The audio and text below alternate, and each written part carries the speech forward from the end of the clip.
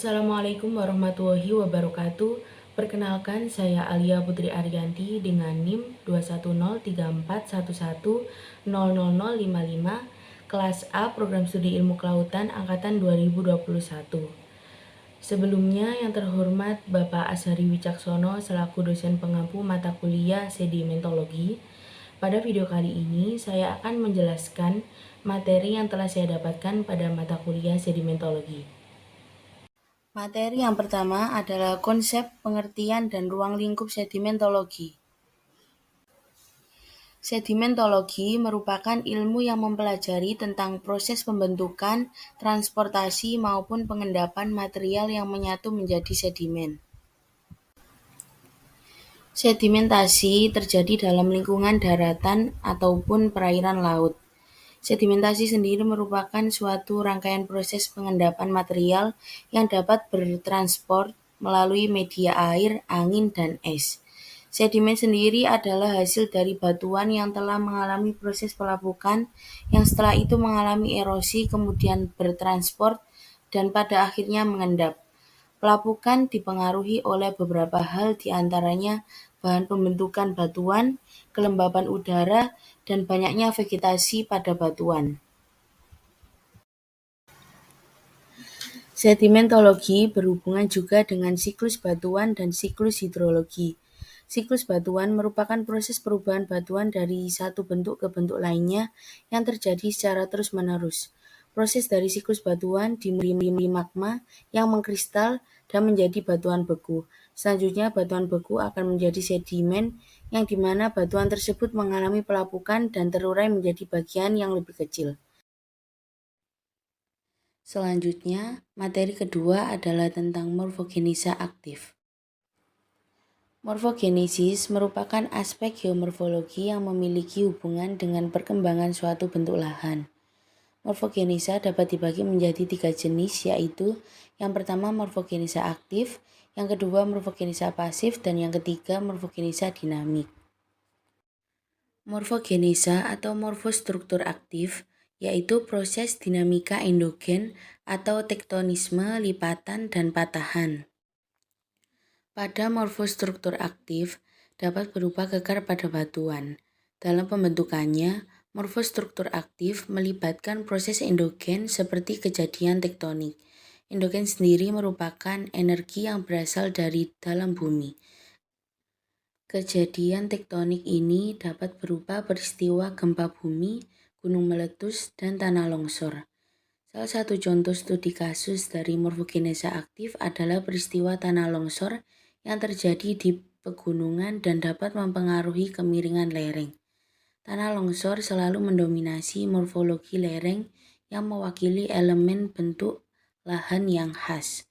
Tanah longsor juga sangat berpengaruh terutama pada daerah yang berbentuk dari batuan lemah.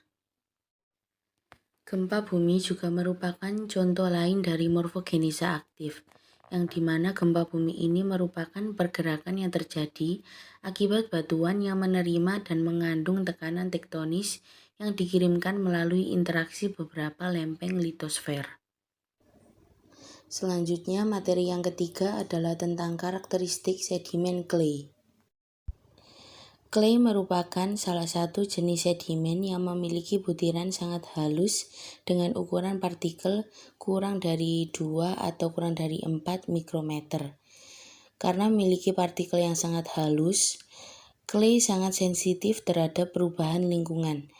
Clay biasa mengandung mineral non-filosilikat yang diantaranya seperti karbonat, feldspar, dan kuarsa. Sebagian besar dalam komponen mineral clay di sedimen terbentuk akibat pelapukan fisik yang kuat, terutama karena tingkat erosi yang sangat tinggi yang dipicu oleh gempa bumi dan badai.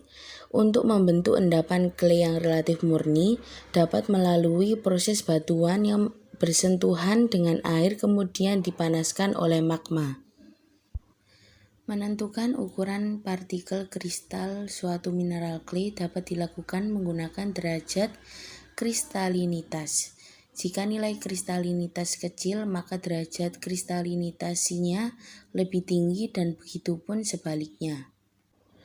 Komposisi dan morfologi kristal dari mineral clay dikendalikan oleh litologi batuan induk dan kondisi cuaca setempat di mana mineral clay tersebut terbentuk. Indeks mineral clay dapat dijadikan sebagai indikator semi kuantitatif untuk iklim. Komposisi dari mineral clay dan kristalinitas tidak dikontrol oleh faktor iklim tunggal, tetapi dikontrol oleh kombinasi multifaktor dari sifat batuan induk, kedalaman, dan lain-lain. Baik, selanjutnya yang terakhir ini adalah poster yang telah saya buat bersama dengan anggota kelompok saya tentang marine sediment karakteristik.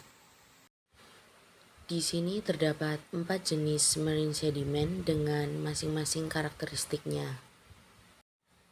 Yang pertama adalah biogenosedimen. Sedimen ini berasal dari sisa-sisa organisme seperti cangkang dan rangka biota laut. Kemudian yang kedua adalah lithogenosedimen. Jenis sedimen ini berasal dari hasil sisa pemecahan batuan dan hasil dari erupsi vulkanis. Selanjutnya yang ketiga adalah hydrogenosedimen. Sedimen jenis ini terbentuk dari reaksi kimia di dalam air laut dan membentuk partikel tidak terlarut. Selanjutnya yang terakhir adalah cosmogenosedimen. Sedimen jenis ini berasal dari batuan asing atau meteor yang jatuh di dekat lautan dan mengendap.